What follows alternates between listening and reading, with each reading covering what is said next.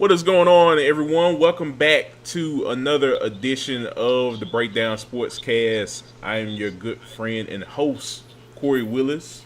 Hope everyone out there is doing well today on a Monday evening, of course. So, yeah, guys, I hope everyone out there is doing well today. Or this evening. As always, guys, we appreciate you all listening in on the show. You know where to find us. We're on multiple social media platforms. You can find us on X, Instagram, and TikTok at BD Sportscast. You can also listen to our past and present podcasts on Apple Podcasts, Spotify, and Amazon Music. And if you want to listen to the live simulcast, you can watch us here on YouTube or on Twitch. Breakdown video game cast, of course. Links are in the description below. And definitely like, comment, and subscribe to the videos that we put out, to the channel, of course. Let us know how we're doing, of course, guys, as we're building along with this community. As always, guys, we very much appreciate you guys' support with the show. As always, you know who I'm with. Fresh off of his trip from Baton Rouge. It is Chris Bolton. Chris, what's going on, man?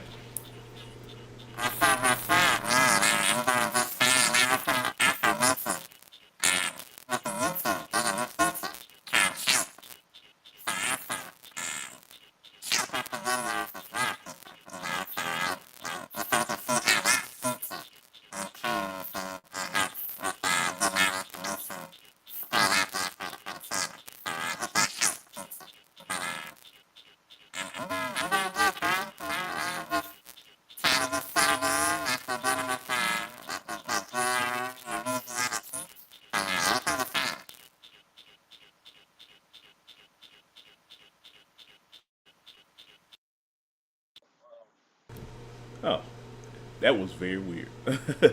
Can you hear me? Yeah, I can hear you. Of course. I'm sorry, everyone, for the technical difficulties. You were sounding like a chipmunk just a second ago. Oh man. Oh, that's crazy. Uh, But no, I was saying for people to try to do the hype on YouTube as well.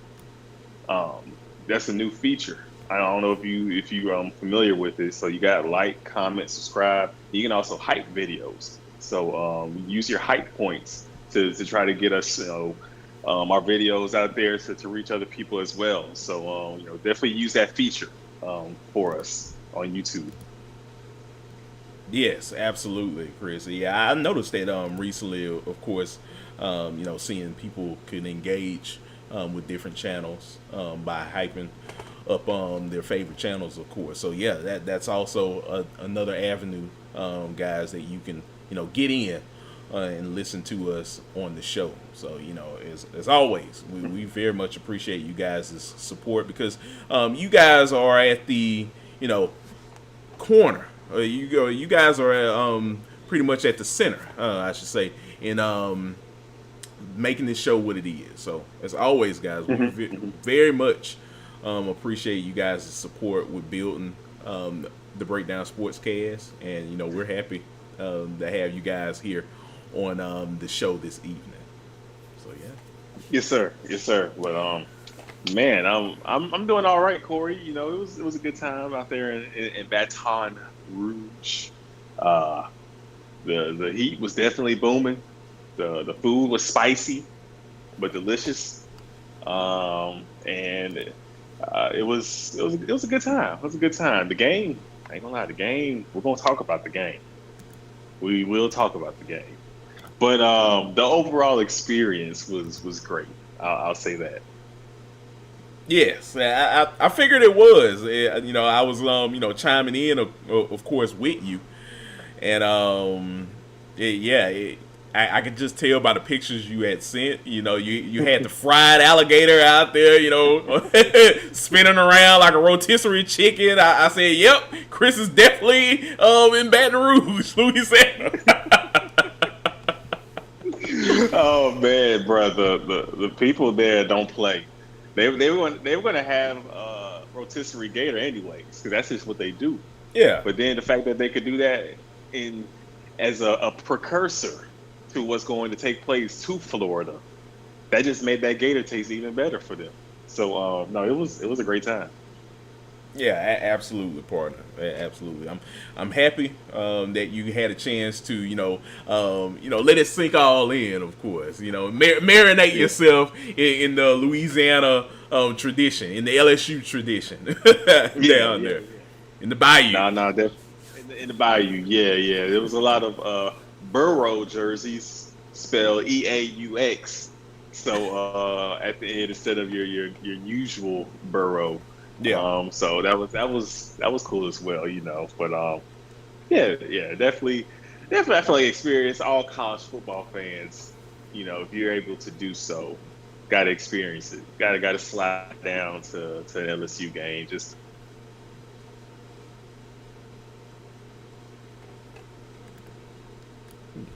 Seems like Chris had went out a second. Can you hear me, Chris? All right, still there? Let's see. I think Chris is. Oh, I'm back. Okay, Yeah. okay, okay. I saw it had the connection that dropped for a second, but Yeah. just like some of those receivers were dropping passes on Saturday, but it's all good. It's all good. We back. We back. Yeah, yeah, yeah. Look, it's what happens when you're a young up and coming wide receiver. Of course, in college football, there's gonna be some drops. Of course, there's gonna be some great catches as well. So it happens. It's growing pains. Growing pains. Oh man, but yeah, Chris. Yeah, great to have you back. It was a great week 3 overall. I know you enjoyed your time down in Baton Rouge. There was a lot of great games, of course. Are you ready to delve into the week that was in week 3 of the college football season? I am. I am. We. I'm sure as we're going to highlight, we almost had the upset sweep, Corey. We were this close, this close. We hit 2 out of 3, but we almost had all 3. But we're about to get into it. Absolutely, absolutely, partner. So yeah, folks, glad to have you back here on the show. Of course, you know what we're here for. We're here to talk about week 3 of the college football season. There was a lot of great games that happened, of course. We will go ahead, Chris, and kick off the show with one of the biggest matchups. That's right, folks. I know you are looking at it on the screen right now. Georgia had to travel all the way down to Rocky Top, Knoxville, Tennessee, to take on the Tennessee Volunteers. This game, Chris, went down to the wire, went down to overtime. And in a game that I thought that I was going to eat crow. And now, look, I'll still eat crow. Yeah. I did say Tennessee was going to win this game. Did mention me and you mentioned that Tennessee was going to eventually run off with this game. It looked like it was going to happen, Chris. Every time Tennessee just about got in with the possession with the football, they were scoring. They were controlling that football game for probably, I'd say, 75 to 85% of the game, up until the Georgia Bulldogs turned it on. Like I also said, that was a possibility. They ended up winning this game in overtime, Chris. 44-41 was your final in Knoxville. And look, you got to hand it to Kirby Smart. Gunnar Stockton, he believed in that man. You saw it in real time. It was like he knew.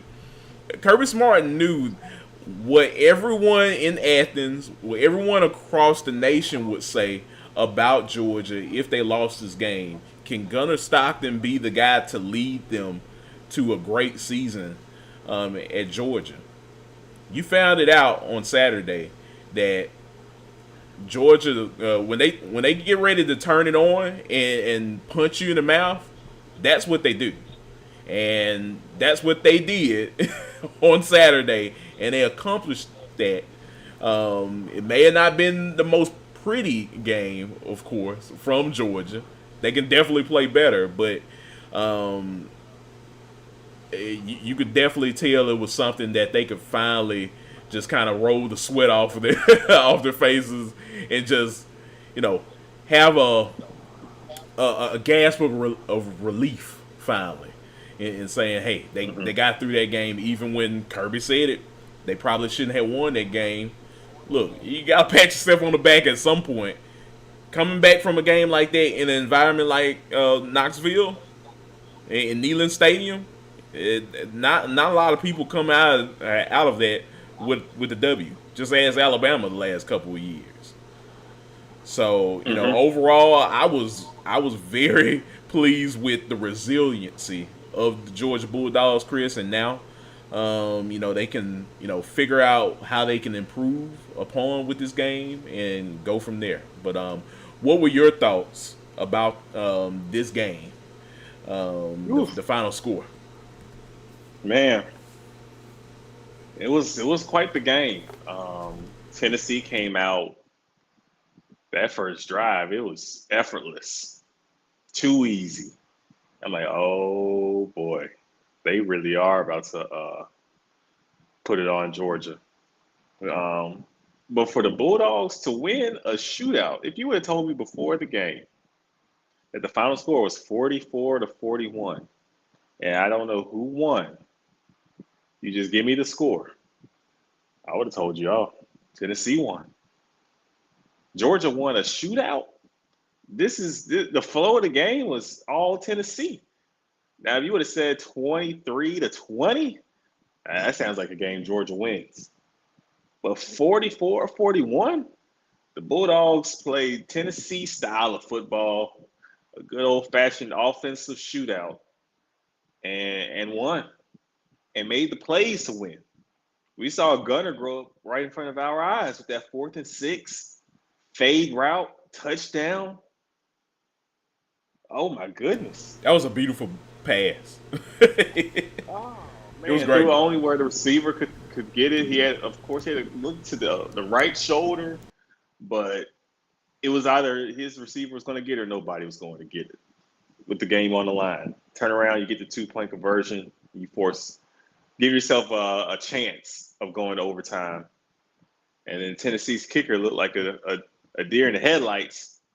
Looked like he just got caught doing something he had no business doing right before the field goal to possibly win the game. I don't know if you saw the screenshot of his eyes, Corey. The boy's eyes were bucked.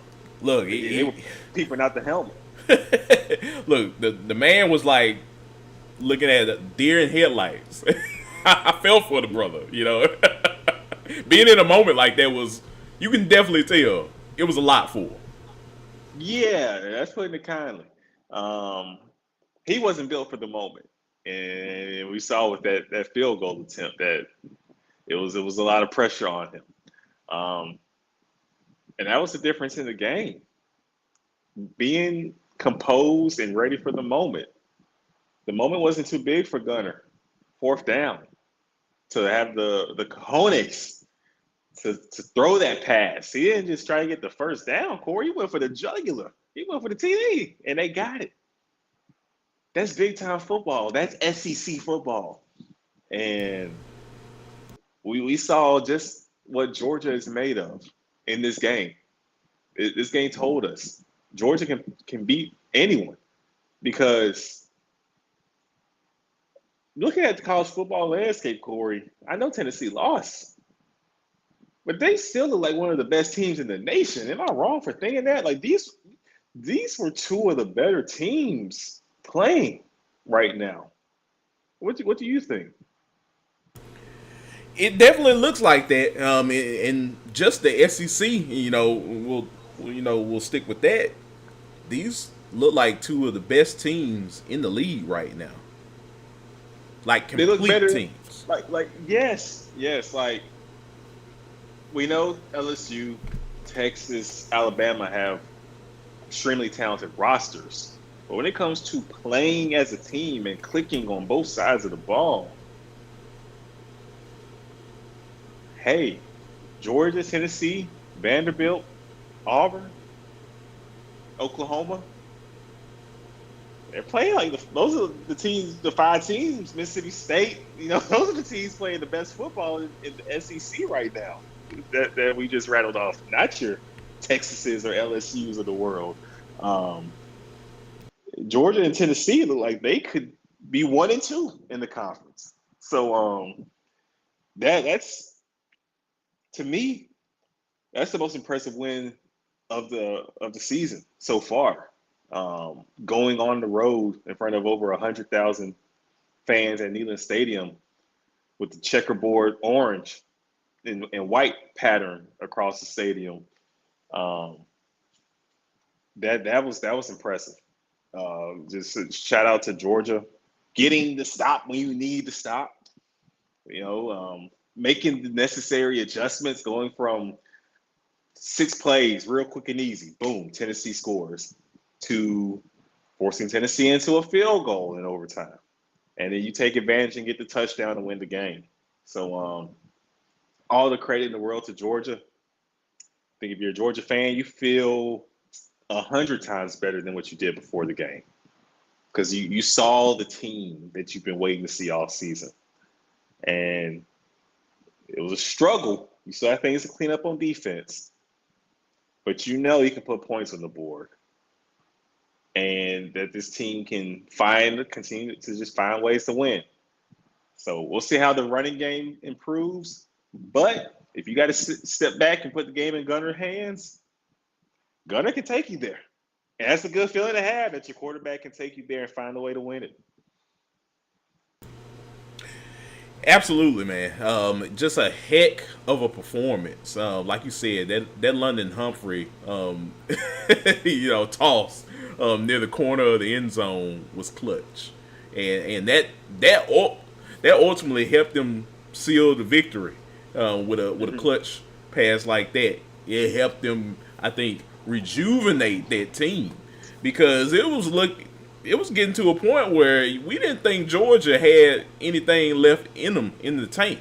We thought if this is it for them, like they're gonna go out with a pretty bad loss, but not in a bad loss in saying like Tennessee's a bad team. Tennessee's a really good football team, but a lot of people were already asking questions about this Georgia offense in general and just this Georgia team. Do they still have that instinct, that killer instinct in them to put teams away when they needed to, or were they going to get ran through out the building in Neyland? But it looked like that was going to happen. But they definitely woke up at the point of the game where it mattered, and they got this game tied, and ultimately, it sealed the victory for them. So hats off, like I said, to Kirby Smart. Hats off to Gunner Stockton. A lot of people didn't believe in his skill set. I myself included. I'll eat that crow. And hey, he proved a lot of people in the media wrong over the weekend. So hats off to UGA for the victory. As for Tennessee, nothing to hang their head off of. I was curious to get a sense on how people down in Knoxville were feeling after this game. From what I could tell, the fan base is still fired up. They hated that they lost, but they definitely saw something in this team that made them feel like, hey, this is still a playoff caliber football team. And if we play our cards right, and if we play really good football throughout the season, hey, we can make it back to the 12-team playoff this year. So, and a lot of people definitely were confident after that game in Joey Aguilar. This guy, he was playing lights out. He did throw an interception in the game, but for the most part, he had a really, really good showing, and I think, hey, we came into this season wanting questions to be answered about Joey Aguilar, and seeing hey, can he be the guy for them? Hey, he's definitely He is. he's definitely gotten the steering wheel, and he's he's driving the Tennessee bus. Yeah. In the offseason, Corey, when people were zigging on Tennessee, we zagged. Um, a lot of people had their questions about how good will Tennessee be losing Nico? When Nico was not the driving force of this team, Nico was, in essence, holding the team back from how good it could have been last season. When you look at the weapons they had, a Dylan Sampson, Dante Thornton on the outside, the defense, um, Tennessee didn't scratch its full potential last year. The offense was so limited. The offense ain't limited now, buddy. They are they're doing everything they want to do, and so this is looking like a better team than last year's team. Does that mean equal the same success of making a playoff? That's to be seen.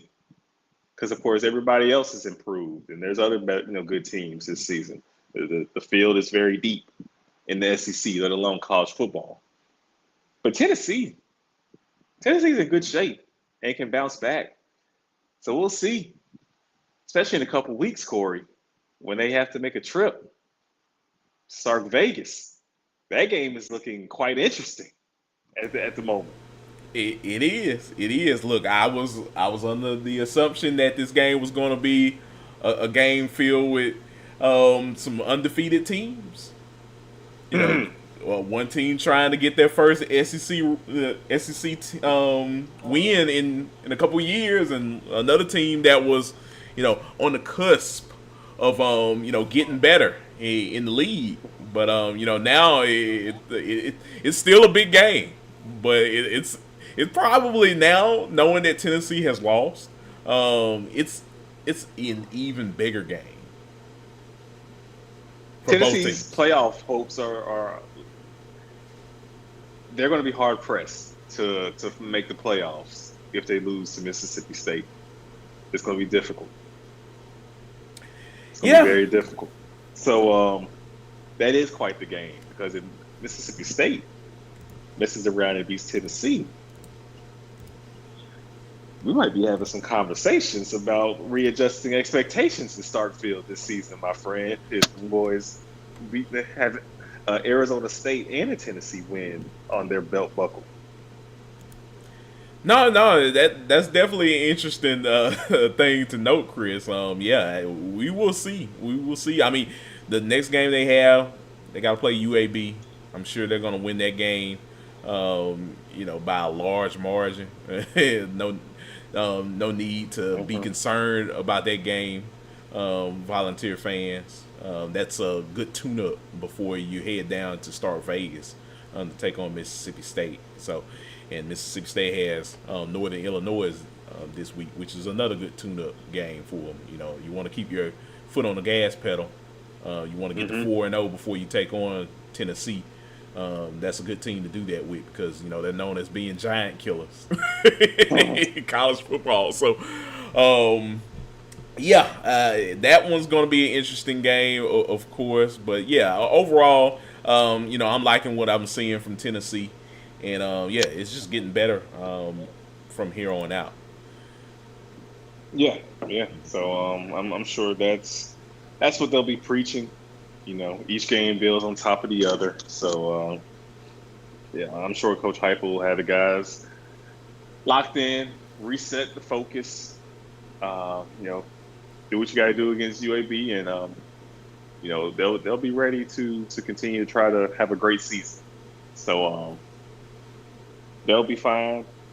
In Georgia, they have some things to clean up, but the Bulldogs proved that through adversity, the team can keep his head on straight, and it's a Kirby Smart team, man. They never say die. it ain't over till it's over. Um, you can see it; they don't give up, and that will be key in this SEC slate because Georgia has some tough games ahead of them. Whether it's playing at Auburn or closing out the regular season against your in-state rival Georgia Tech, and you got Alabama, the Alabama boogeyman you need to get over as well. So there's plenty of games still out there on the docket that Georgia has that will be difficult. Yeah, I definitely agree with you, Chris. So yeah, we're gonna see what happens with Tennessee, with Georgia.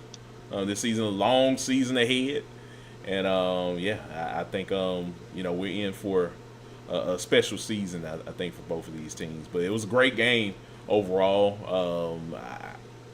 I think you saw two of the SEC's finest going toe to toe with one another on Saturday. So we'll definitely see. But yeah, Chris. One other thing I wanted to add, of course, we appreciate you, Fox B. Trotton, for joining in on the show. Yeah, what's up, Darren? We thank you for following our Twitch channel. Of course, he says "Roll Tide, Chris," and that kicker definitely peed. look, it's one thing about the kicker. Of course, and you saw his face. I know everyone out there is that had watched the game. Of course, that young man, he tried his best. He didn't make the kick. Yeah, it was rolling down the legs. Look, you can see it through the white pans. There was some liquid seeping. Oh man, look, man, he tried his best. Look, all I can say is this: that he's going to get an opportunity again one day to make good on that. So, hey, you live and you learn, okay? Yeah, you're right. Look, that's all I can give you. Oh, for real, that's all you can say. He will get his opportunity. His number will be called again. Absolutely. So yeah, man, we will see what happens this season with him in Tennessee. But yeah, that was definitely funny. But anything else, Chris, you like to mention about this great game? Probably it's going to be on our top 10 list of great games of the season in 2025. Yeah. No, nothing else to mention. Just some fun one. Fun one indeed. The best of the weekend. Yes. Yeah. I definitely agree with you. Well, Chris, from the game in Knoxville, Tennessee, we're going to go ahead and segue now to the game that you were at, good sir. The game down in Baton Rouge, Louisiana. LSU hosted Florida on Saturday. It was a defensive affair. They made sure of that. Both teams told both fan bases, like, look, if you're here to watch some high octane offense, everything that you saw in that Tennessee Georgia game, guess what, buddy? You're not getting that in this game. No, you're not. You did not. And the thing is, Corey, it'd be one thing if it was great defense being played. It was just bad offense being played, man. It wasn't even just great defense. Although LSU's defense is one of the best in the nation. I just feel like the offenses were just stinky. The field stank. That's how bad the offenses were. I smelt it, boy. It was just foul, raw. It was terrible. It discouraged me. And you know how I feel about LSU this season, Corey. Yeah, you know how I feel about the Bengals this year, the Bayou Bengals. I didn't like what I saw. Yeah, look, you've been very high on them since we saw them in week 1 against Clemson. And, yeah, that what was that? Hey, it was so bad, even Brian Kelly got pressed when he got pressed about the matter. Oh, don't worry. Don't worry, because I got the sound bite. I have the sound bite for you good folks listening in. Hey, look, I can go ahead and play it right now. Like, look, they won the game 20-10. Mm-hmm. No offense, none whatsoever. We'll get to DJ in just a moment. But yeah, folks, in case you missed it, and what Chris is referring to, after the game, Brian Kelly decides to just go scorched earth on a reporter in Louisiana, and he just goes irate on this gentleman about asking about a simple question regarding his offense, regarding the running game. And I'm going to play it right now for you good folks because I want you to hear what Brian Kelly has to say. So I'm going to go ahead and mute my mic now, and I'm going to go ahead and let you good folks hear what Brian Kelly has to say. So here we go. Give me 1 second.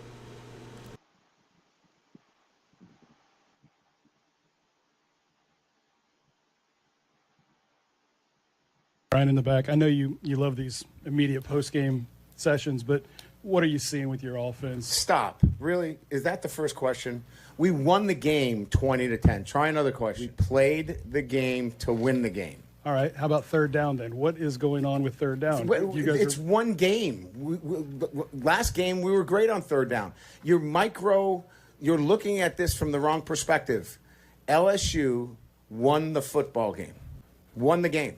I don't know what you want from me. What do you want? You want us to win 70-0 against Florida to keep you happy? No, I think people want to know why you can't run the ball, quite honestly. We can run the ball. Did you see the last play of the game? That's all you need. Hey, he was 38 hot. That's all you need, Chris. Look, why are you asking me these questions? Like, come on now. Come on, can somebody, ESPN, anyone, Power 5 boy, just, hey, someone get on the podium. That's all you need. Shout out to the reporter, though, because he ain't back down. He said, okay, well, you don't want to answer my question about the offense. What's up with the running game? Yeah. Oh, what's up with the third downs? You can't get no third down? I guess. He just had him. He kept doubling down. You're going to ask one of these. I love it. I love the ability to keep asking the question. Of course, yeah, he stood on business. the resiliency in that one reporter. Oh my gosh, it was amazing. But yeah, I said play it cool.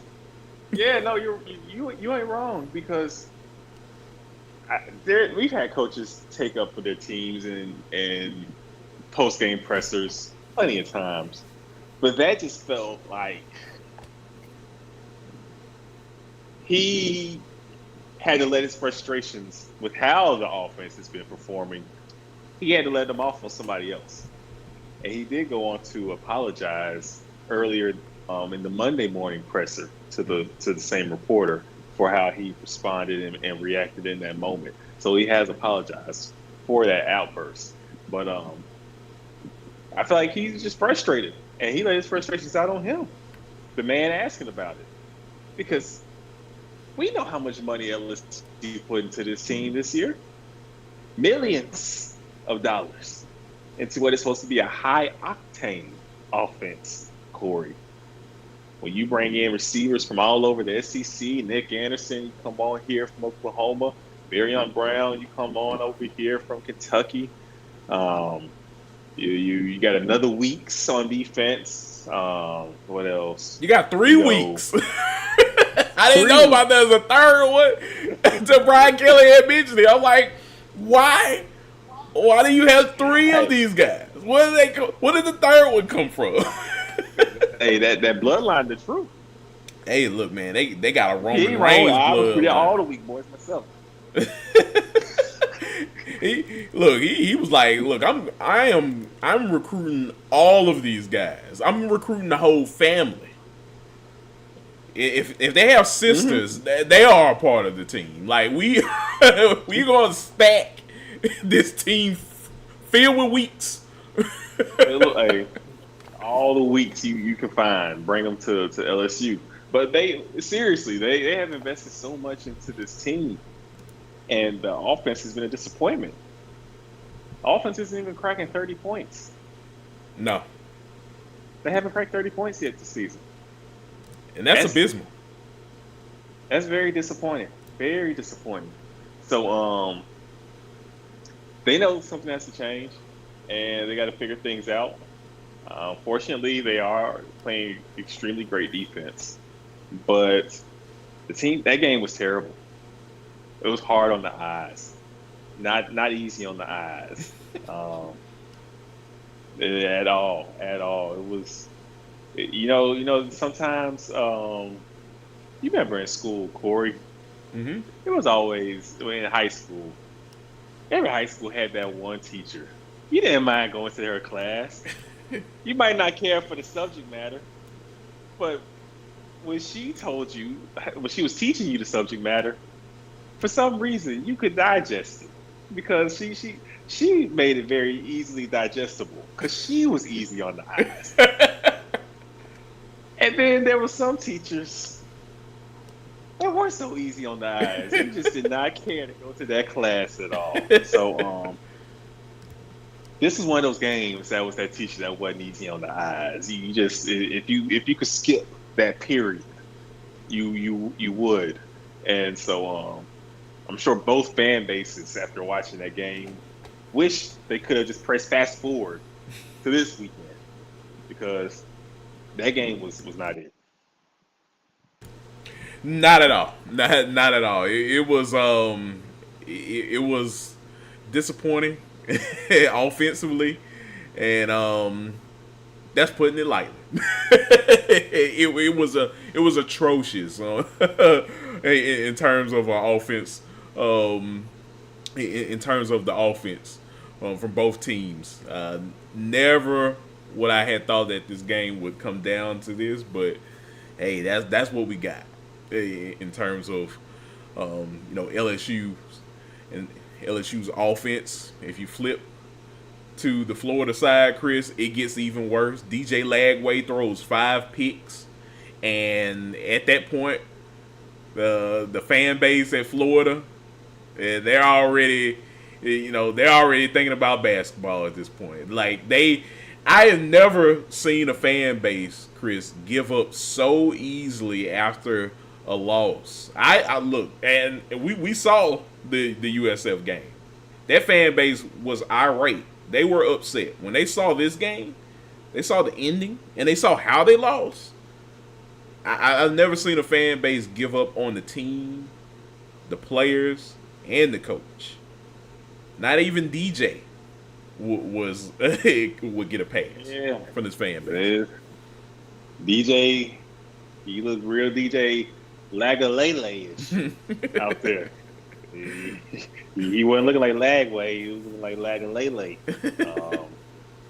The shades of Clemson and Florida State's former quarterback, because it was a bad night in the office. They just kept asking him to make plays. And that secondary had the offense, locked up. There was no plays for him to make. He kept making the wrong ones. So it's tough, man. It's tough. It's not looking good for old Billy Napier out there in Florida. Doesn't get any easier. Matter of fact, honestly, it gets harder. Because Miami been balling. And now you got to play Miami? Imagine being Florida and you lost to USF.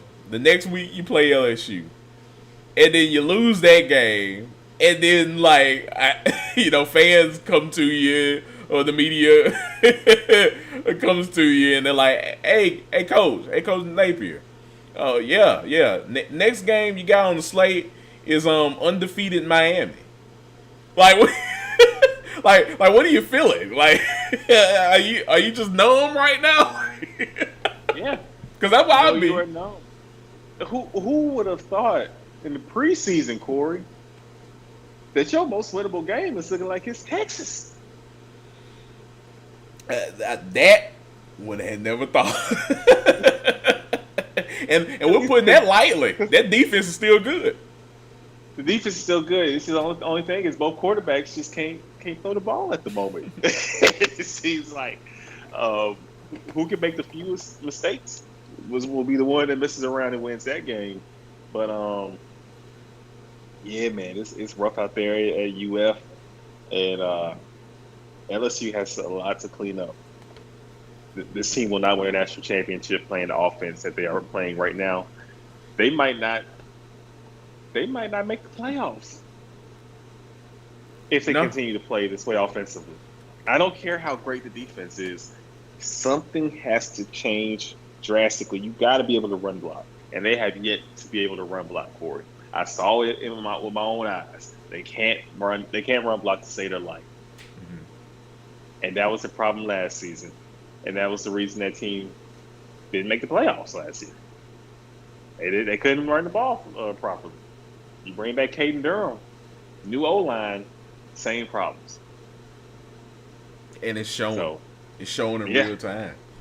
And that's what that reporter, yeah, you can say Brian Kelly that maybe after a win, and that was an emotional game, of course, because you had desperate Florida coming in to your town, salivating for a win. They couldn't get the job done.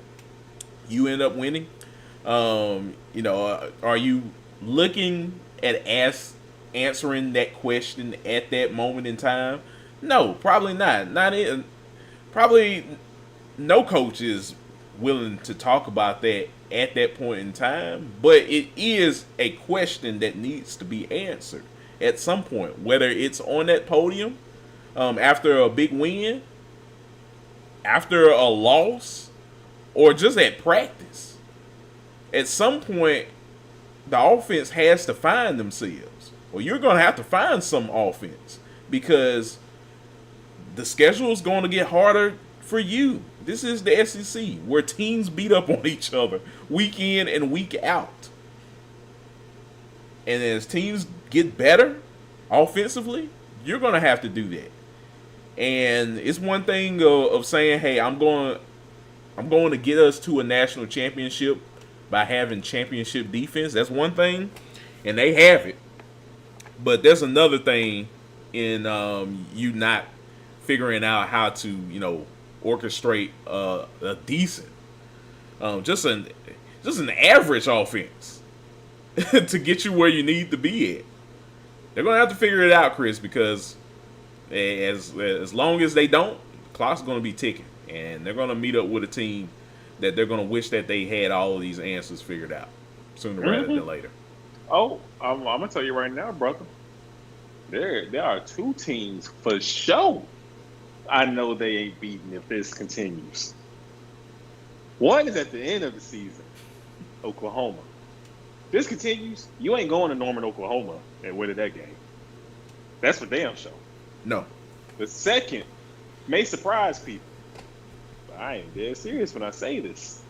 They ain't going to Nashville and beating Vanderbilt either, playing like that. We'll get to that. Okay? We will get to that. Baby steps, Chris. Baby steps. But they got to get right, man. They got to get right because there's some teams in the SEC that are waiting for the opportunity. And they will definitely make LSU pay for how they are playing football at the moment. So get it together, Brian Kelly, while you can, because the heat's about to crank up, even in a couple of weeks. You got to go to Ole Miss. Look, the hits just keep on hitting, and the way they look with the backup didn't look too bad. No. They might not have to roll Austin Simmons out there. They may have found their new guy. under So, center. So hey, look, something needs to change because, man, you can't keep living like this.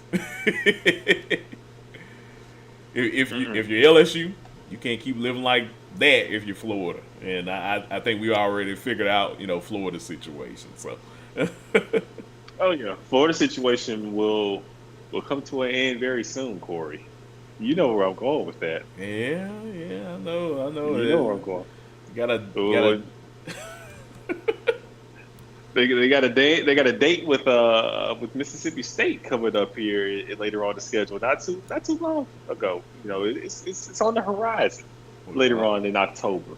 look. All I'm saying right now, Chris, you probably see it. Look, hey, Mississippi State, outside of playing Arizona State, hasn't played too much of anybody, but I don't even think that matters. I think Levy is gunning for someone this season. Oh, well, you know how this goes. We know how this goes.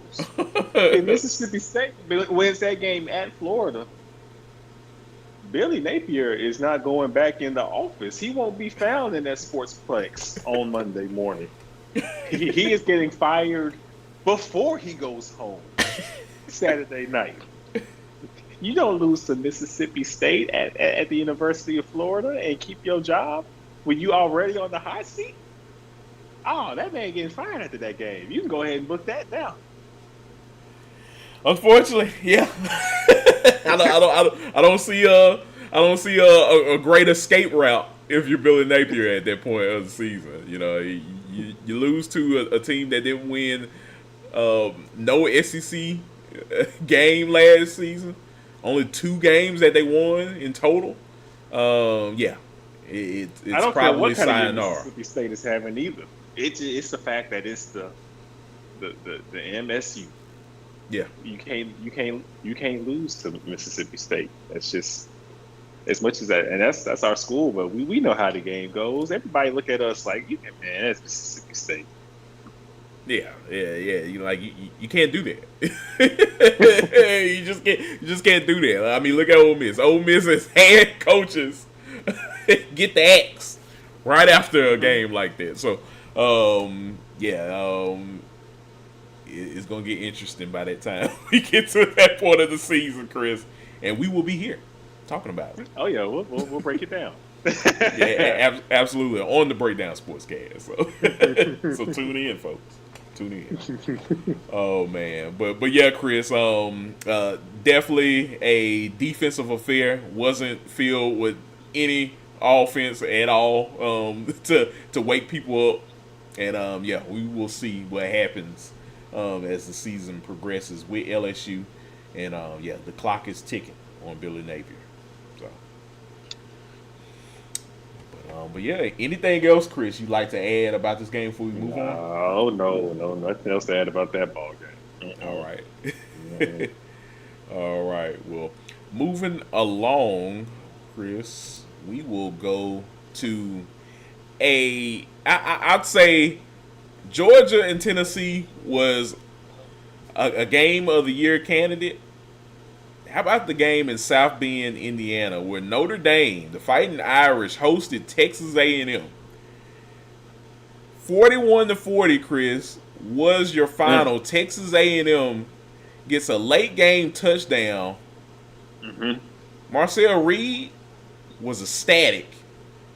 He was look, that whole team was ecstatic after a big win like that.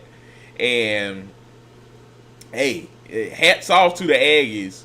They dug deep and found their inner Aggie to win this ball game. And shout out to this squad because it didn't look so good for A&M throughout the game. They couldn't stop Notre Dame at all. They were just they were literally taking A&M to the woodshed at one point, and vice versa. When you look at A&M, they were taking Notre Dame to the woodshed. I mean, this was two teams that were just Especially going Mario back Carver. and forth. Yeah. Right, Craver. I mean, look, he was going insane. Look, we know what he was like at Mississippi State last year, even though they had a rough season. He's doing wonders for A&M. Him and KC Concepcion. This is the reason why you invest in NIL. And hey, A&M definitely did it. And shout out to them by getting the W on Saturday.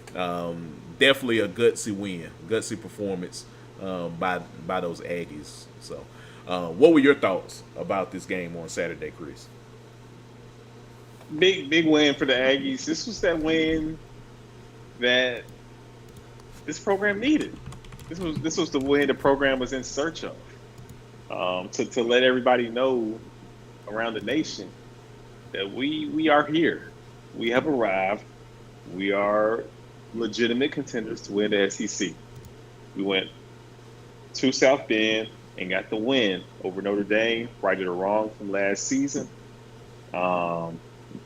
And now we are ready to compete and make the next step in the conference. We're ready to go into conference play. You all essentially had a conference game when you play a Notre Dame team that can't compete in the SEC if they were in the league. So you beat one of the better rosters in the nation. I know Notre Dame is winless, but they have played Miami and Texas A&M, two very good teams, and played well in both games. Just didn't get the dub, but it was a big showing for the Aggies. So I think they have their swagger going forward, and this will be a tough team to deal with because they can beat anybody on any given Saturday. And of course, that's typically the case in the SEC as it is. But it just feels a little different with this team because they have an offensive gear that we haven't seen A&M teams have over the years, Corey. You didn't used to have to worry about two wide receivers at A&M that could beat you. We're used to two running backs. You could throw a quarterback in there that might have his can make some plays with his legs. That's one thing. That's the norm at A&M. We're used to that. Yeah. Now you mean I got to cover two wideouts, Craver and Concepcion? Hold on now. That changes things. That changes things. This is a more complete A&M team. Yeah, it definitely is, Chris. Look, yeah, when you have two guys like KC Concepcion and Mario Craver, a burner, straight up burner in Craver, and KC Concepcion, a guy that's leading the SEC in receiving yards. Yes, I must mention Craver's having a career year currently. Absolutely, absolutely. Yeah, I think he's like well over like 600 or so yards right now in receiving for the season, which is mind-boggling. Mind-boggling that you can get to that point in just 3 games into the season. You're already doing that. So, shout out to him. But when you have a straight-up burner in Craver and then you have a big-body receiver in KC Concepcion, that's a 1-2 punch for your hind. Yeah, man. Shout out to Mike Elko. Look, he spent the NIL money in the right places that he needed to make this team better. You already had a guy like Le'Veon Moss, which I really love Le'Veon Moss. He went off in this game. 3 touchdowns. You had a guy like him coming back. And then you add these 2 receivers into the fray with what you already had. Yeah, the sky's the limit for A&M now. So, definitely shout out to the Aggies by, getting that done, and now it's paying dividends, as you can tell, for this season. Yeah. So, big win for the Aggies. They'll be in the discussion going forward. This will be a team we will continue to talk about because They have the talent on both sides of the ball, and they have the coaching staff in place. I believe in Coach Elko. I believe every weekend he will have his team prepared and ready to play. Just a matter if they will execute. But when it comes to preparing the scouting necessary, the game plan needed to win games, that will be laid out for this team. And so, with that nod, when it comes to having that kind of coaching advantage, and then you look at the athletes at A&M too. It's a team that should get some more pub. That should be talked about much more as a legitimate team to win the SEC. But I think they like how things are right now. They'll rather go under the radar and let the game do the talking. But I'm definitely got my eyes peeled on this team because they are a legitimate threat. Absolutely, absolutely. Yeah, I think having a healthy and competitive A&M definitely shakes things up a lot in the SEC race.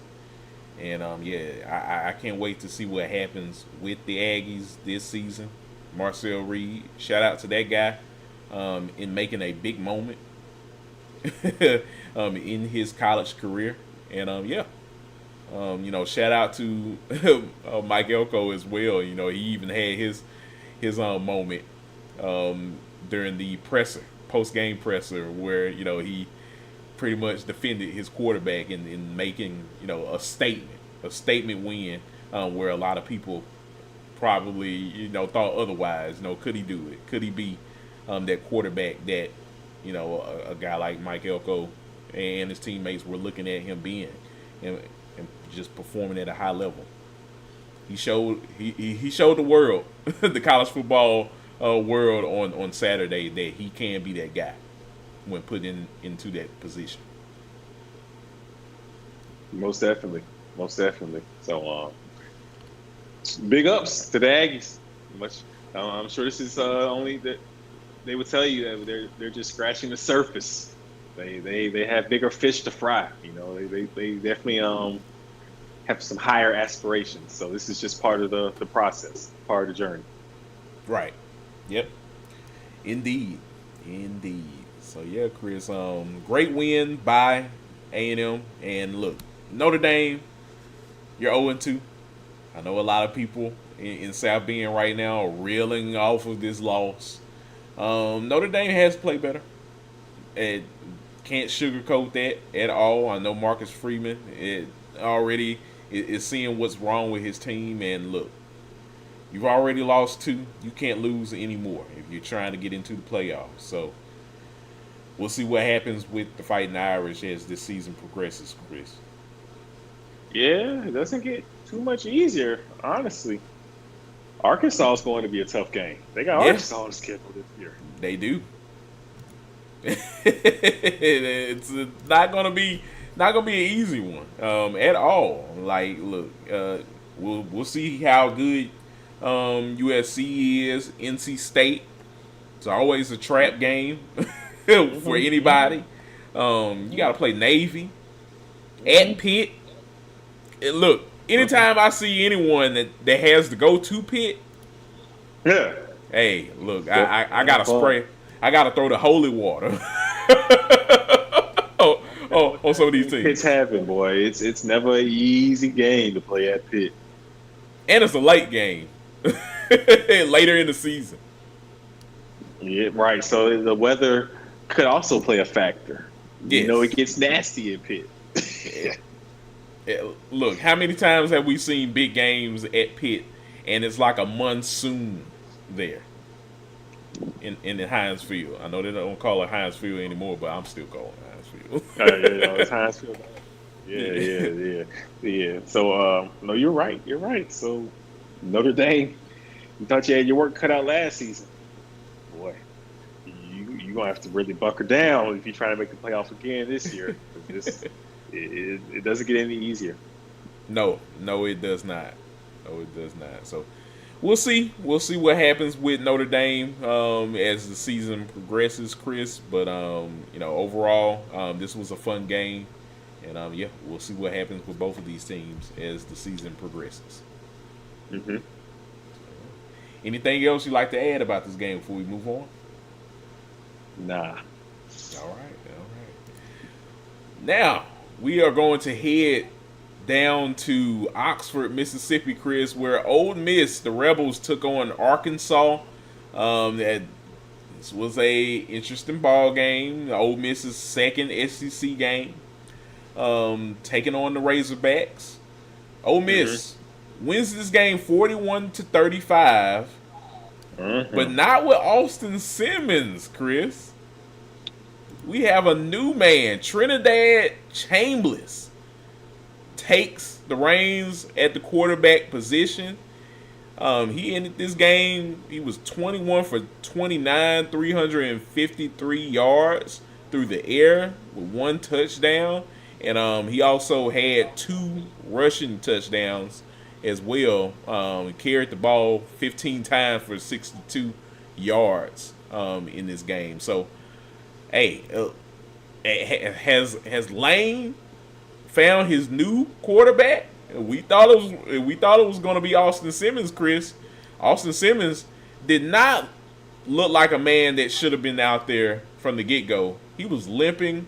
Apparently Lane Kiffin had him off of the injury list, only to put him in. So that's a whole controversy in that. Is Lane trying to play mind tricks with people? This is Lane Kiffin. He's going to do that.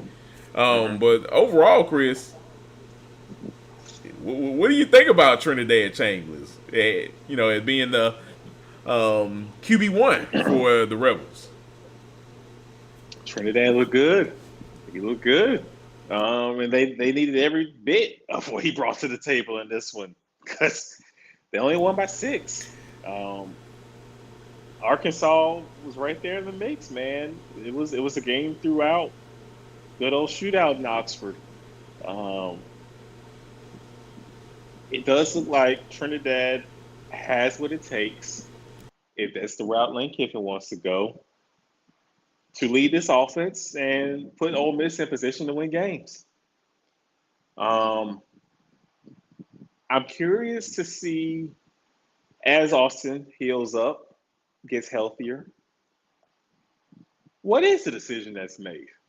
Because we saw Austin Simmons, it looked like getting his Sam Darnold on it was seeing ghosts against Kentucky's defense. Now, Kentucky's a very stout defense under Brad White. But LSU comes to town here in the near future. Not this weekend, but next weekend. Monster game, indeed.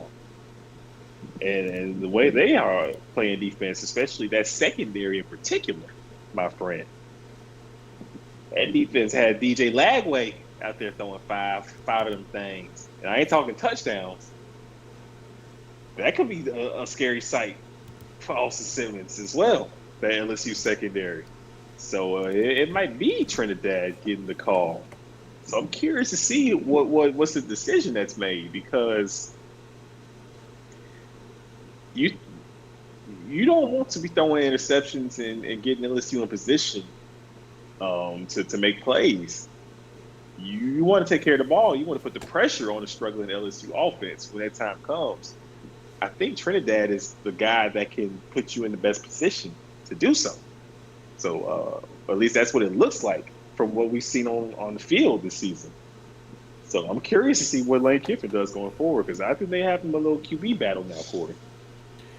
Yeah, I definitely think this quarterback battle in Oxford is definitely taking shape. We'll see what happens with Austin Simmons. If we even see him the rest of the season, Chris. Just because he was limping, he could not hardly put it any weight. It like he's gonna be out. I mean, it could be a whole month and some before we see him again. And if that's the case, Corey, he might not have a job. He might not come back to a job. It might be time to go play baseball. Yeah, you might as well get ready to get on the diamond, buddy, because you ain't getting this position back. That's all I gotta say. So, yeah, it's gonna be interesting to see what that looks like, Chris.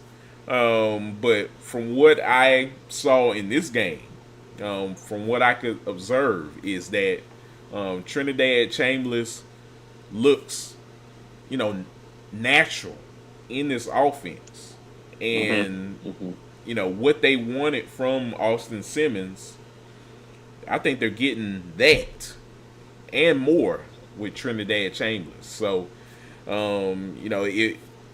if when Austin Simmons gets back healthy again during the season, do you want to switch back up to where you were? Do you want to do you want to do that? Or do you want to keep the hot hand known as Trinidad in each and every game for you?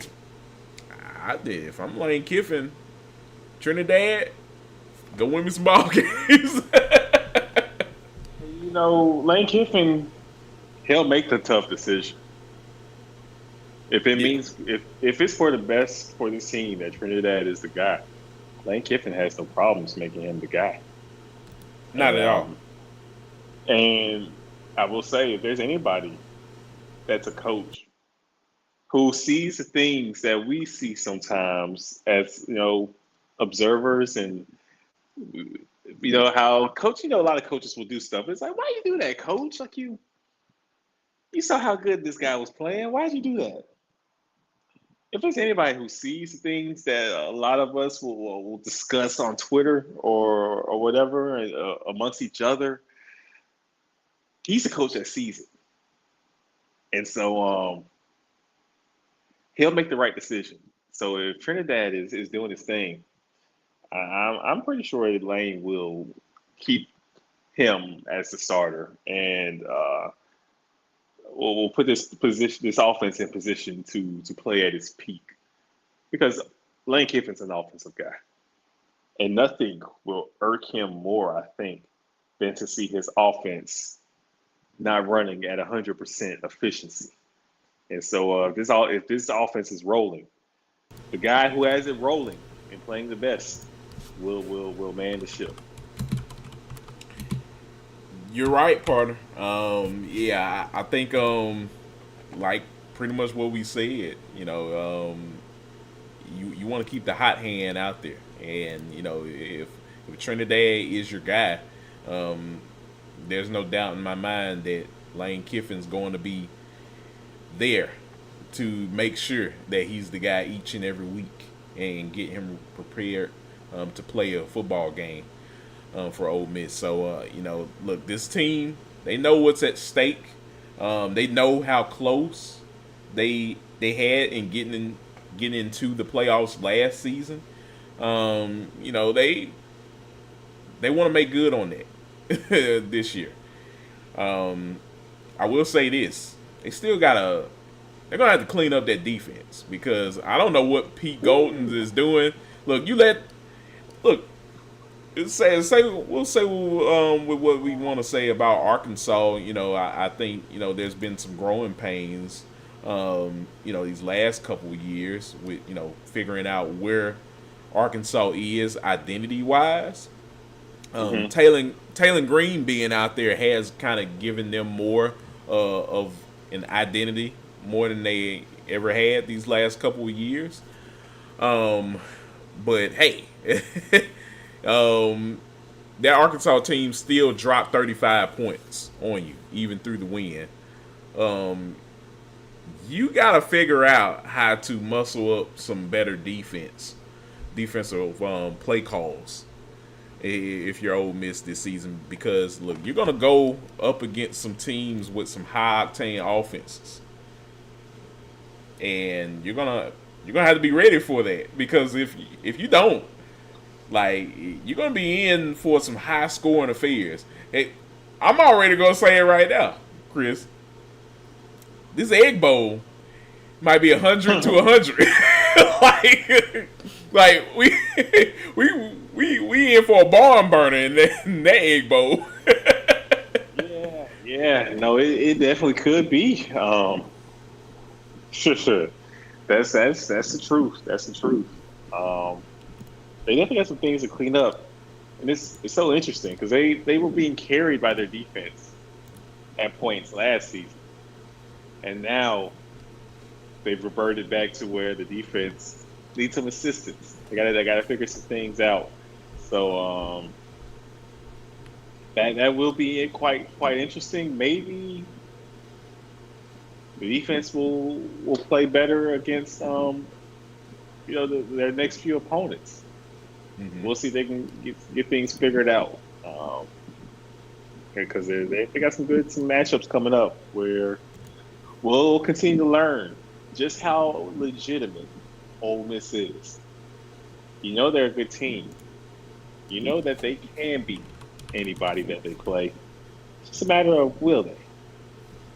I think we will find out just how good they are. You took care of business. You held serve against Arkansas at home.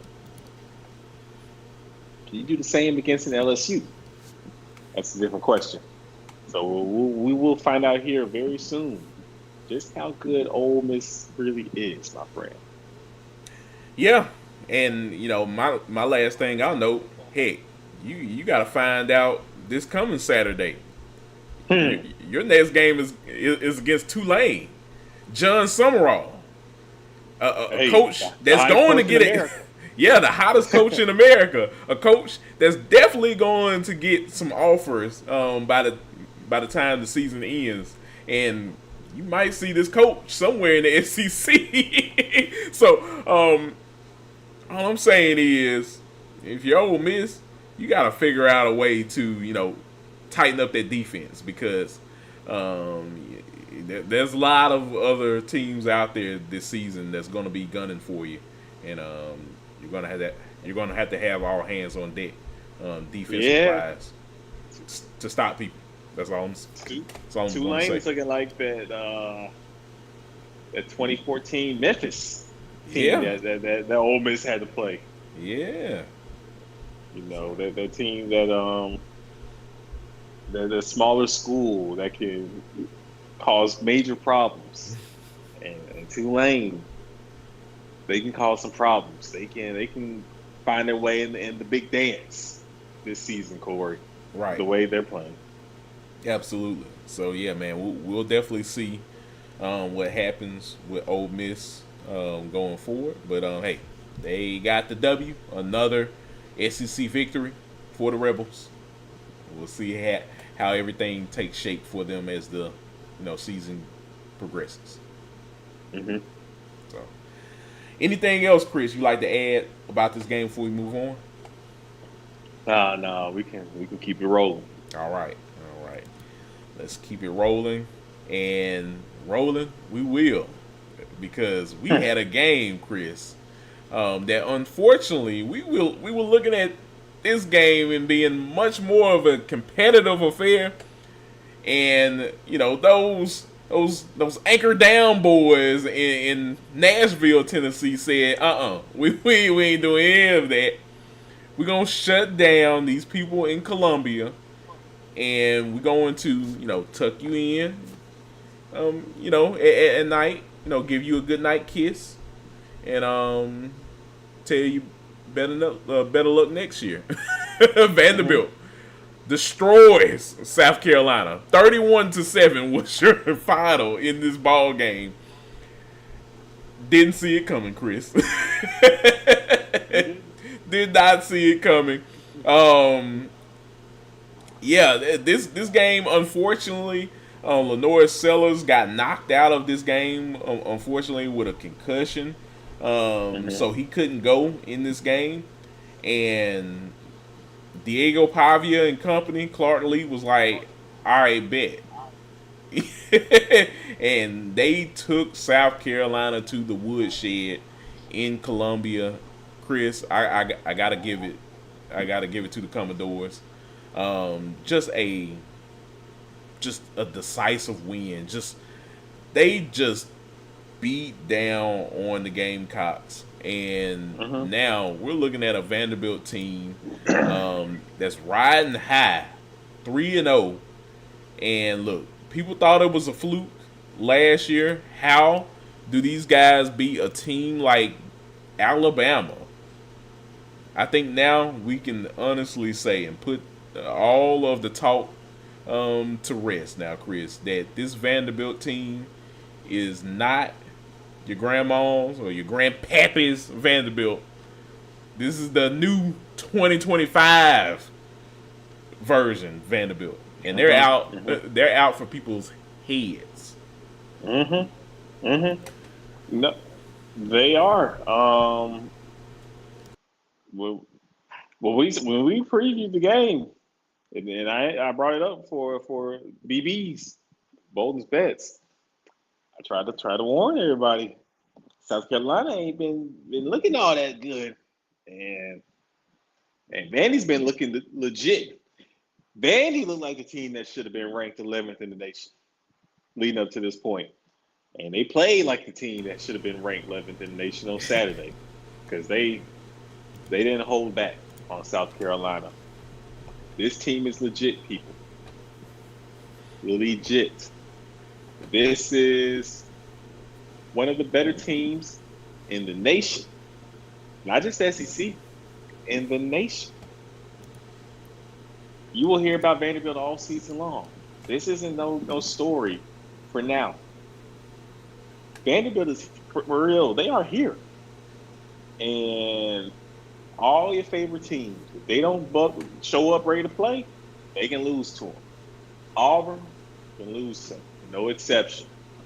Alabama, they know about Vanderbilt. There's no exception. Vandy can come to T-Town and stomp them out this year. LSU has to go to Vandy. That's going to be a bad road trip.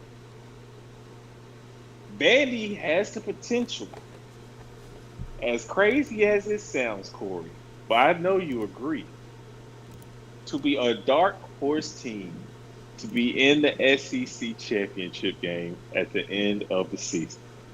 It sounds so wild right now, but that is legitimately the case and a true possibility for the Commodores because this team is balanced.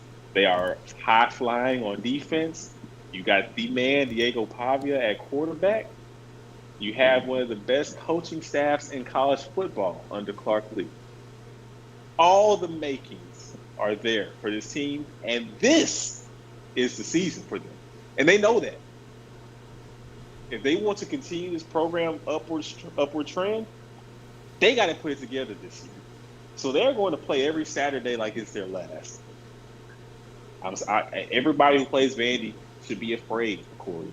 Should be very, very afraid of this team. Oh yeah, absolutely. Like, look, I don't care who you are. I don't care if you're Alabama. I don't care if you're Tennessee. At the end of the season, I don't care if you're Texas. That game will be crazy. That game is going to be massive. I saw a guy that's a Vanderbilt fan going nuts after beating South Carolina, and you love to see it because, man, no one saw this coming. No one saw it coming last season. That Vanderbilt was going to be this tough, this competitive. When they tried their teams out there week in and week out now, these last few years, man, they look more physical than you ever seen them before.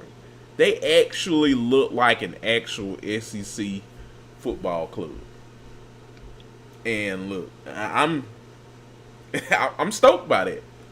You know, I wouldn't want to see my Mississippi State Bulldogs have to deal with that, but gladly they don't have to.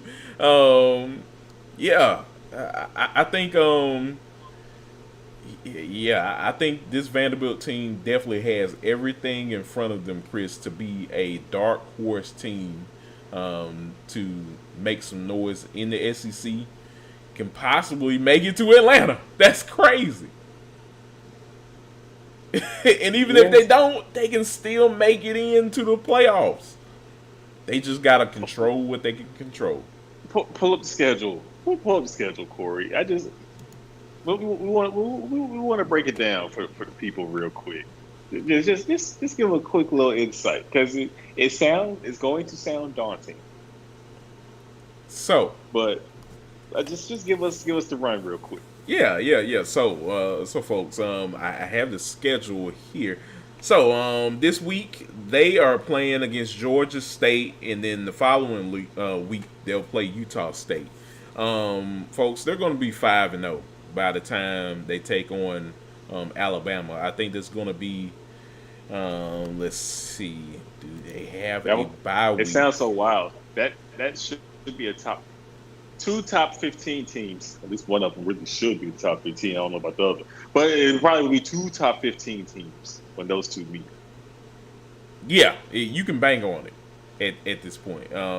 Yeah, so they don't get a bye week after those two games. They go straight October 4th against the Crimson Tide. So Win 6-0. Hey, look, you get 6-0, and then you get ready to have a game against LSU. Oh my gosh, I think that's the point in time. Yeah, that's the point in time where they get their bye week. You get a bye week after a win against Alabama to get ready for LSU. Oh my gosh, That'll be crazy. It's a possibility. that game is going to be massive, Chris. Massive. That has to be the ABC game. If Andy is undefeated, that has to be the 7:30 ABC game, right? I would think so. Yeah, I would definitely think so. And the game is in Nashville. Good game day has to be there for that. Yeah, I would think so for that. yeah. I think you got to do it. I think you got to do it. So yeah, it's gonna get crazy. You got LSU that comes to town, and then after that, you have Missouri also coming to Nashville. That's going to be a really good game too. Missouri is looking really nice. Look, Amar Hardy right now, scary. He reminds me of Josh Robinson from 2014 Mississippi State. And Just Purdue. tough. Yeah, playing really good football right now. Both of those guys. You see why Penn State fans are sick when he transferred. Yeah, I definitely see now. They probably look. They probably are wishing like, man, if only we had him still here, we could just tell Drew Allard to sit this one out. Okay, it's an uninspired football over there at Penn State. Don't they play Auburn too? Yes, yeah. They also have Auburn on the schedule for November the 8th. Yeah, they got a tough schedule, but can they manage it? Man. I think they can. They can beat anybody they play in the SEC. It sounds insane, but when you're playing as well as they are right now, they can beat anybody. So, boy, yeah, it's crazy. I'm about ready to get a Vandy jersey, Corey. You know, I'm invested in this team because it is such an underdog story. But they're playing. If you took their jerseys off and threw an Alabama Crimson jersey on them for that South Carolina game, they played like an Alabama team you would expect the Alabama team to play on the road against South Carolina. Mm-hmm. That was a Alabama LSU Georgia performance. 31-7 on the road. All right, whoop your ass, going home about our business. That's what they did. That's what they did. So yeah, man. Vandy's legit. Yeah, they are definitely legit. We will definitely see what happens with the Commodores as the season progresses. And as for South Carolina, look, you lose a game like this, it's a tough one. We'll see what happens with Lenore Sellers and his timetable when he gets healthy and returns. But yeah, gut check time for Shane Beamer and his Gamecocks down there in Columbia. Oh yeah. So yeah, we will see, man. But anything else, Chris, you like to add to this game before we move on? No, we can go on to the next game. All right.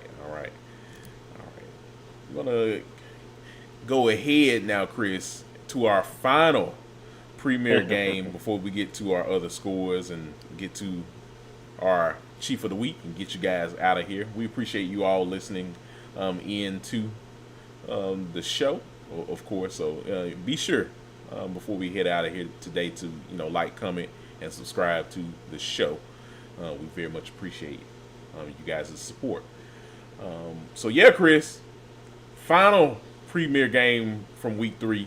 Georgia Tech and Clemson clash in Atlanta. Final score 24-21. Georgia Tech shocks the college football world. Probably doesn't shock us because we felt this coming. Knowing how Clemson has performed the last couple weeks, we knew this was coming. So, big victory for Brent Key. He does it again, Chris. Brent Key just keeps doing this, and he makes it look easy. Haynes King also makes it look easy. Haynes? Yeah, Justice Haynes. The Haynes Company. Like, look... Look, they are literally like a law firm at this point. They laying down the law. H&H, Haynes and Haynes. Haynes and Haynes and Associates. Exactly. So, yeah, they did the damn thing, Corey. Like you said, we saw this coming. We had our eyes keen on this game since the summer. Mm-hmm. This game was so underrated, but we are big Georgia Tech fans. Preseason, in our preseason polls, had them highly touted, and this is why. This team is ready. They can easily be right there to win the ACC. We're gonna have a Miami Georgia Tech conference championship game. It could be a Florida State Georgia Tech conference championship game. They could be right there playing for, bidding for a position in the college football playoff. They can beat Georgia at the end of the season. This is just their coming out party to the nation. But if you've been watching Tech and keeping up with this program, and you saw what they did against Georgia last year, brought back the majority of the core of that team this season, these boys are on a mission. And Clemson was just part of the process. This ain't no special win for them. This is expected. This is what they knew they had to do, and that's what they went out there and did. You saw the field goal at the end? The clock is rolling. They just smoothly bring on the kicker. He just steps back, kicks a game-winning field goal like it's nothing. Just like it's like the clock stopped and there's no pressure. I mean, this is what a team. What a team, and the commentators, like, they mentioned that as like their fire drill play, getting everybody lined up, of course, last minute kick. They practiced that scenario, so you can tell that. I'm telling you, Chris, that just shows the wits of the one Brent Key. I believe he has every situation down pat to get his team prepared for these moments. And it showed on Saturday. For Clemson, this team looked like deer in the headlights. They've been deer in the headlights since the second half of the LSU game. I don't know what happened to Clemson, Chris. But what we saw in the first half of the LSU game from Clemson, haven't seen it since. They are on the back of a milk carton. And hey, this if you've been watching Georgia Tech and if you've been watching the ACC, this isn't too surprising. But man, this is really Yeah, this is really a gut check time now. If you're Dabo Sweeney, Chris, look, we see what Brent Key has done with his Georgia Tech squad and getting these guys prepared to play, and also making sure he's not behind the eight ball with teams like Clemson and Florida State and getting good talent in. People, I've listened to people so far the last couple of days and talking about Georgia Tech being in the city of Atlanta, a place where it's just a hotbed of talent, Chris. It looks like Brent Key is taking advantage of that. For the first time ever, you're seeing a Georgia Tech football coach take advantage of where he's at, geographical, getting talent into that program, cultivating a culture of winning, and it's paying dividends for them.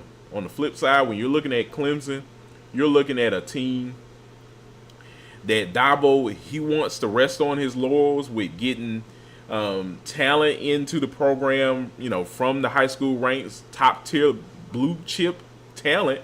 That's still important, but where's the portal guys? Where's the guys?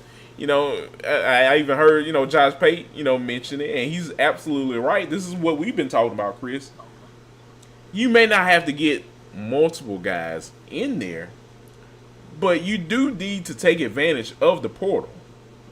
Why are you just dismissing the portal? This is one of the reasons. This is the reason why you lost. To me, I don't know. No, you're 1,000% right, and I'm gonna tell you this: it's gonna be the last season he gets to do it this way.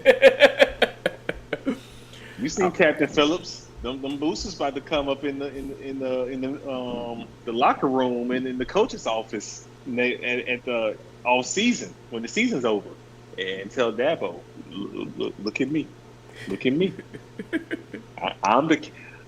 the captain now, and you're gonna hit that portal, buddy. So get ready. You got some players to go by, because we ain't about to put up with this. This ain't 2016 no more, Corey. You can't just do things your way and win. It's a different college football landscape. And this college football landscape requires you to hit the recruiting trails for the high schools just as hard as you hit the recruiting trail for the portal. And we need some of that top-end talent here at Clemson.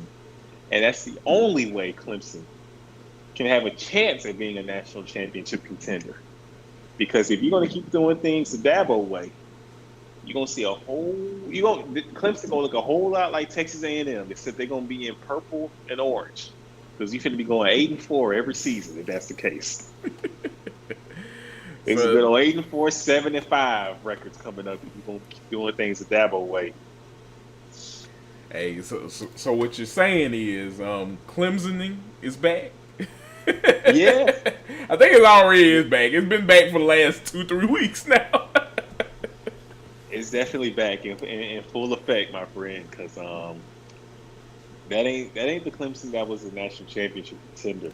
And you already got 2 losses at this point in the season, and you have yet to play Florida State yet, because you do have Florida State on the schedule. Mm-hmm. Ooh. I don't know what to tell you, Dabo. Look, Still got to play the Palmetto series. Yeah. Play South Carolina. Look, hey, Dabo. Look, I know you're a man of faith. I'm a man of faith as well. Both of us. Need a lot of faith. Yeah, look, you're gonna need a lot of faith. You're gonna have to pray to the football gods to make this right. That's all I gotta say. Oh man, but hey, it's rough out there if you're a Clemson fan. Like I mentioned about Florida and a couple other teams out there, South Carolina. It's gut check time. You've already lost 2 games of the season. You can't lose any more games. We're going to see now, Chris, what this team is made of. We still know that Cade Klubnik is one of the best quarterbacks in college football, They're going to win some games, but are they going to win the games that matter? This game mattered. Georgia Tech told you it mattered. It mattered to them, and look who won. So, yeah, it's going to be interesting to see what happens with Clemson going forward. But lastly, I'd say Georgia Tech, great win. This team does not quit, and everyone in college football take notice. Georgia Tech, they're hunting for something, and that's a shot at an ACC championship and possible playoff berth this season. Yeah. I don't be surprised, people, if we see this team play a few more football games than they normally do at the end of the season. Right. Tech is legit. They know who they are. They have an identity through and through, and that's one of the hardest teams to beat. When you know who you are and you're talented and well coached, so that's quite the combination right there. Yeah, absolutely. So yeah, Chris, we'll see what happens with both of these teams as the season progresses. But a great win for Georgia Tech and a great win for those fans as well. They rushed the field. So. Another great moment during the week that was in week 3 of the college football season. Yes, sir. So yeah, Chris. Anything else you like to add to this game before we go over the other scores of the week in week 3? No, you can go ahead and pull up the other scores. All right. So we give our little quick blurbs on them. Yes, sir. Yes, sir. So, all right, folks, we're going to get ready to wrap up all of the rest of the games in week 3. We'll go ahead and go down to Miami. Miami defeated South Florida 49-12. Chris, they took care of business. They didn't let the cloud known as South Florida cloud. Well, maybe they didn't let the cloud of South Florida get in front of them, but they actually let the clouds in Miami get through to them because, man, they went through like 2 rain delays, like 2 or 3 weather delays. I'll say it was about 2, but man, felt like every time I was trying to watch this game. Man, what? You ain't lying, but Miami played like a team that is locked in, that is all in, and knows what's at stake this season, Corey. Those boys, the Canes ain't playing around. No, they saw what happened to Florida. Said, yeah, y'all have to do that to us. No, you're not about to do that to us. Like, no, we are not going down like that. They may go down like that. Even Mario Cristobal is like, look, we got the players. We own this state. It's us and Florida State. It's nobody else. We are going to show the college football world who we're made of, and they took care of business, Chris. So, I got so. gotta give my round of applause. Yeah, big ups to the youth. We've been even questioned Cristobal. That's people all have a lot of questions surrounding Cristobal. Can he make it happen? This is how you shut up the naysayers with performances like this. So yeah, big win, Miami. Because we know Miami last year when they made sure this game was super close, Corey. Oh yeah, this would have been a barn burner. Yeah. This was this would definitely been a barn burner for sure. So, hey, you gotta give credit where credit is due. They took care of business. They didn't allow South Florida to do anything to them. So shout out to the Hurricanes for getting the job done. He got a little antsy, a little interested in the beginning, but if you're Mario Cristobal, the weather helped. I will say real quick, hey AP, why is it when South Florida loses one game, they got to be out the top 25? What's up with that? You You know, gotta play that SNL. they done paid their dues. They put in the work. You want to get them out the top 25 after losing to Miami, who is arguably one of the five best teams in the nation. Corey, Yeah. can you name five teams playing better football than them? Like they rolling. No. You lose to a respectable Miami team that's going to do a lot of great things this season. Look, I'm not going to knock South Florida off of that. Like I said, it got interesting before the weather delays. Yeah. I don't like it. I just want to.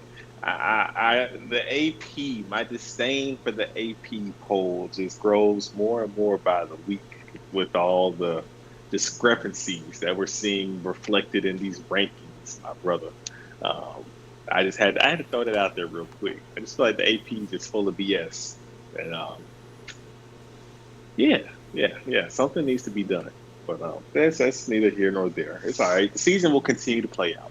Hey, look, we've already seen Notre Dame still be ranked with 2 losses and no wins. So the AP dropping the ball. I'm saying, how is Alabama continues to remain the top 25, and Florida State's now a top 10 team, and then Mississippi State beats the Arizona State team, who was ranked very high nationally, and they get 1 loss, and now they outside the top 25. And Mississippi State can't see the top 25 yet. What we doing? Yeah, where they do that at? Clearly, the AP. That's clearly what we do it at. Right.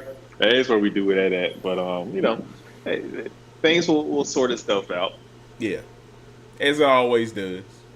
So I'm not harping in on it too much, but things do need to be, some questions need to be answered in terms of the AP poll, because and I know Josh Pate had talked about it. The CFP committee, they rely a lot on the AP data to create their own top 25 each and every week. Mm-hmm. So, hey, something needs to be done in terms of, making the AP poll more credible for college football fans out there, and just in general. Definitely. So a great win overall, Chris, by Miami. Not letting a moment like this, get too big for them, and they took care of business for the most part, and not tripping on the rakes, I should say. So, shout out to Miami for taking care of business when they needed to, and we'll see what happens with them as they progress this season. Agreed. Yes, sir. So, from that game, Chris, we'll move on to Texas and UTEP. Texas hosted UTEP. Texas won this game 27-10, but if you look at the box score, you would think otherwise. Chris, I gotta say this real quick. Arch Manning, he's just not playing well. Look, will eventually he get it? Will eventually he come up to speed and get better as a quarterback? Sure. Yes, this is his first year in taking the reins as QB1 down there in Austin. But, man, did any UT fan expect this level of play from Arch in the beginning of the season? Look, this guy was getting bombarded with just tons of media press people. He wanted to talk to him about this upcoming season. Now, people are saying otherwise about this guy in terms of how good he is. Now they're talking about, should Sark had taken him out. That's crazy. But they got the win, Chris. What else is new, I Yeah. guess? Um, I just don't think he's healthy. I Me either. refuse to believe that he's healthy. This ain't the same Arch we saw last season. This look, this is a third year player, redshirt sophomore. Mm-hmm. Um, I know it's his first season starting, but he's been with the program since he was a freshman. This ain't the guy we saw play last year. This isn't. I know the player we saw last year. Even when he threw the football last season, if he missed a pass, he wasn't missing the passes in the ways he's missing them now. And he's missing easy drawn up touchdowns. Sark's plays are working. The guys are open, Corey. They're in position to put up 50 points in these games. I mean, they're just leaving money on the ground. Like, so many points are left on the field. Um, they're being schemed open. The guys are being schemed up. The execution just ain't there, and I think it's because he's not healthy. I I refuse to believe this is the same player that we saw come into Texas and has been with the program the last couple of years. This isn't it. Um, he's hurt. He's injured. He's playing through an injury, and I want them to have him rest. I think it should be the next guy up because I would hate for Arch to do damage to his shoulder that causes him from reaching his ceiling going forward as a football player. It's just not worth it to tough it out. So I guess we have to trust the program that they wouldn't put him in a position to where he is hurting himself for the future. But at the same time, too, though, they're worried about winning now. So I don't know how much can we really trust the program to look out for him. He's a football player, too. He ain't going to tell you need to sit me. As long as his arm can go forward, he's going to gut it out. So I think sometimes it's for the team to stop the player from hurting himself. But he's playing through an injury, Corey. This ain't Arch. I'm telling you, it's not him. No, it can't be. And look, I know one of the reporters. I think one of the reporters that does the newspaper for the school had interviewed Arch and had asked him about him being hurt, and Arch was very ho hum about it. And he made a little joke, of course, about you know, how we will look, of course, when they use the restroom. Of course, I thought that was hilarious. But you can just tell he didn't want to talk about it. He does not want to talk about it. And to be honest with you, in history, this isn't the first time Sark has done that with one of his players. So, and I know he's looking at this from a strategic standpoint. He doesn't want people to spot that as a weakness from Arch. And look, I get it. If he's up to still playing, that's one thing. But I can honestly say, Chris, from the way you're looking at it, I think it is important to save the player from himself. If he's not up to par where he wants to be at, and I think that's what's going on right now with Arch right now in Texas. I think he's pressing. He doesn't want to, but he just doesn't have that same confidence in his throwing shoulder, in releasing the ball in places that it needs to be at in a long amount of time, longevity wise. So that's where I see it. Footwork is off too. I mean, and when you have the natural arm talent he has, if you're healthy, you can get away with some mechanical flaws with the bad footwork, with a healthy shoulder. Your shoulder is clearly not healthy, so it's that the bad footwork and bad mechanics are highlighted even more now since your shoulder is jacked up. I don't know, man. It's about to get real for Texas.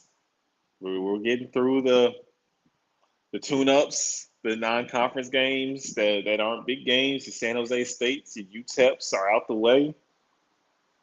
It's about to get real, and we'll see just how long you keep trying out Arch Manning. If he can't make the throws against your SEC foes, and now you get a couple more losses under the belt, and you're now in jeopardy of not making the playoffs.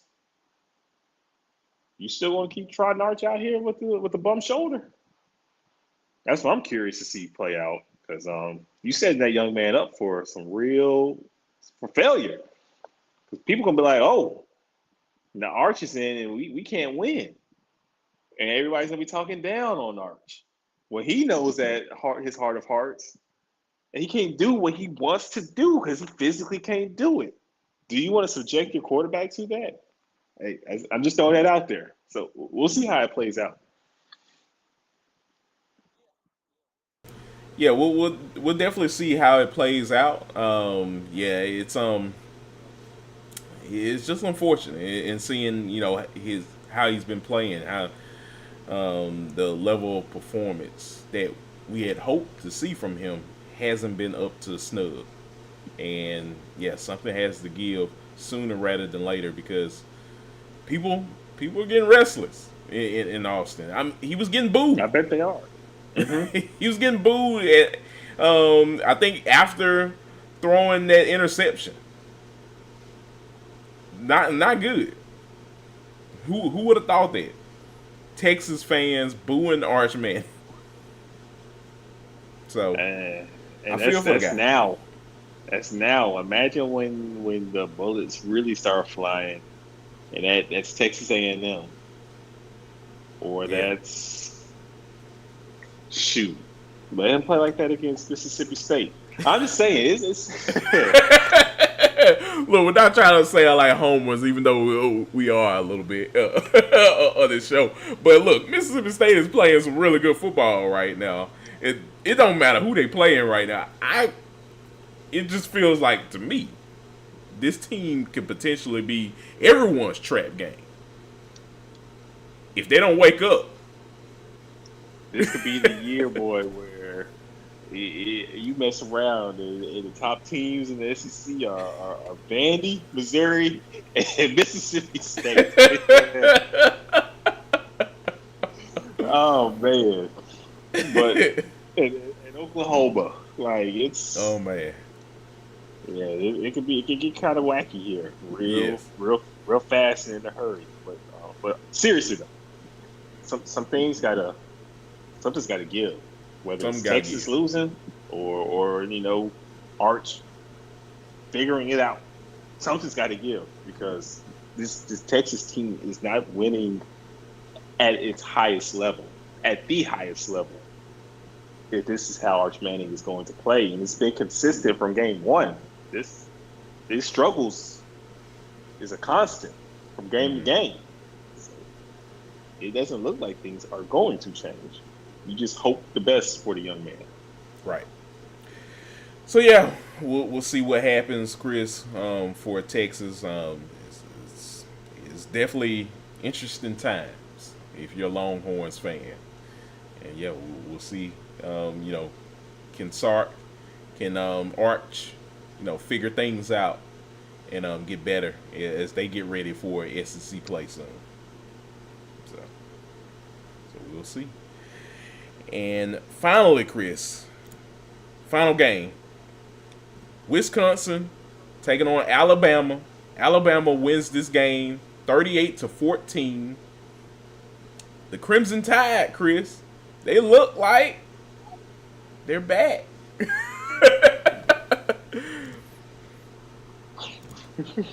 They did look good. But they're not gonna fool me. Not gonna fool them. I need to see more. I need to see more. The Wisconsin win is cute. There's some good things to build on. And wide receivers look like the wide receiver room that we talked about in the preseason. That's full of talent, guys that can make plays. But we got to see it here in a couple weeks, especially in 2 weeks when you take on Georgia. When you go between the hedges. That's where we need to see it. And even then, I can't say I'll be convinced because we saw how Alabama was even after they beat Georgia last season. So, but that'll be a step in the right direction. But Yeah. I still have my question marks about these boys. But they got the talent. They do put it together. They can be right there in the mix. So this was a step in the right direction. Yeah, it was. Ty Simpson, 24 for 29, 382 yards, 4 touchdowns. Ryan Williams caught 2 touchdowns, 5 receptions, 165 yards, and how about Jeremy Bernard? Jeremy Bernard, Breakout season. A breakout season for him. I think when the going had got tough, and look, we'll still see what happens with Alabama this season. One of the highlights of this Alabama offense is Jeremy Bernard. And hey, he's going to play on Sundays. He's a dog. Yeah, he definitely is. So, shout out to Kalen DeBoer by getting that man into the Alabama system. Coming out of Washington, of course, where he was at. So he's been balling for him. He definitely, bringing that ROI big time. If you're Alabama Crimson Tide fan, so yeah, we'll definitely see what happens with Alabama as they move forward into SEC play as well, Chris. But a good win, yes, sir. Good win for sure. Good win. Yes, sir. Yes, sir. Well, Chris, I know it's been over 2 hours. We're getting ready to get out of here. But before we do that, we have Chief of the Week, Chris, for week 3 of the college football season. I'm going to give that to none other than Haynes King. Haynes King, Chris, I got to give it to the brother. 20 for 28, 211 yards. He had 25 carries, 103 yards, 1 touchdown. Ended the game with a 69% QBR and a big win over the Clemson Tigers on Saturday. So big shout out to Haynes King. Big win for that young man. And I can't even call him a young man now. He's like he's like Unk status at this point. At this point in college football years. Oh man, I'm crying. But you're right. You're right. I'm giving it to Haynes too. That was my selection. The young man, like you said, he did it all. Throwing the football, running the football. I make a case he's the toughest player in college football because he knows he's going to get that workload every Saturday. And somehow, some way, he prepares his body for it. And I know he takes an ice bath after every game. He has to, because Georgia Tech gets their money worth out of him, boy, because they take him down through there. He's the heart and soul of the Yellow Jackets, and nobody deserved Chief of the Week more than Haynes after everything he did to will the Yellow Jackets to victory. Absolutely. So, yeah.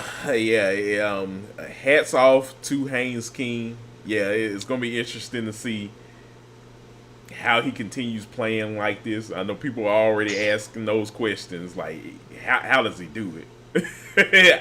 I'm intrigued to see how he does it because, man, he's a warrior. Oh yeah, just to the highest degree. Definitely. So yeah, man. Shout out to Haynes King for being chief of the week in week 3 of the college football season. So yeah. Well, Chris, another great show. Very long episode, but I think it was needed. This was an interesting week of college football. We had a lot of highs, a lot of lows, and just a lot of great games overall.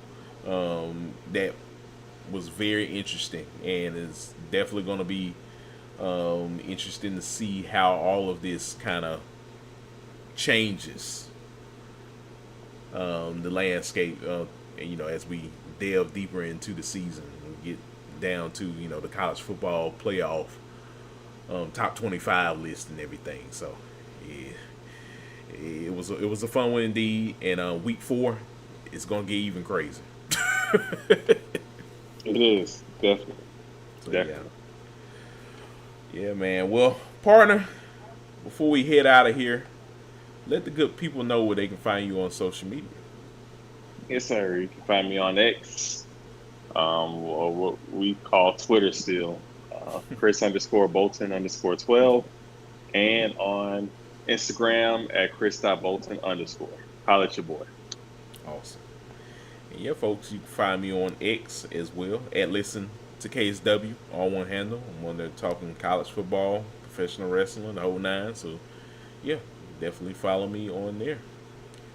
And yeah, guys, we appreciate you all listening to the show, wherever you were at, whether you were listening to the show on YouTube, Twitch. If you want to follow the channels, feel free to hit that subscribe button, leave a comment, let us know how we're doing, of course. If you want to, follow more of our content, you can follow us on our Breakdown Sportscast Twitter page. You can find us on Instagram and TikTok. And if you want to listen to the audio format, the audio only version of the podcast, you can listen to us on Apple Podcasts, Spotify, and Amazon Music. So as always, guys, we appreciate you all's support with the show. We will be back for our 100th episode, Chris. It will be our predictions episode for week 4 of the college football season. So it's a long time coming, 100 episodes in. We hope you guys definitely, watch the podcast, chime in with us, of course. We appreciate all of you guys' support with the Breakdown Sportscast. And, hey, we're going to keep the good times rolling, of course, with our 100 episode. We'll probably actually be on live for that. Yes, sir. So it should be a fun one indeed. But yeah, guys, until then, we will chat with y'all later. I'm Corey Willis. He's Chris Bolton. You are listening to the Breakdown Sportscast. We'll catch y'all then. Peace. Peace.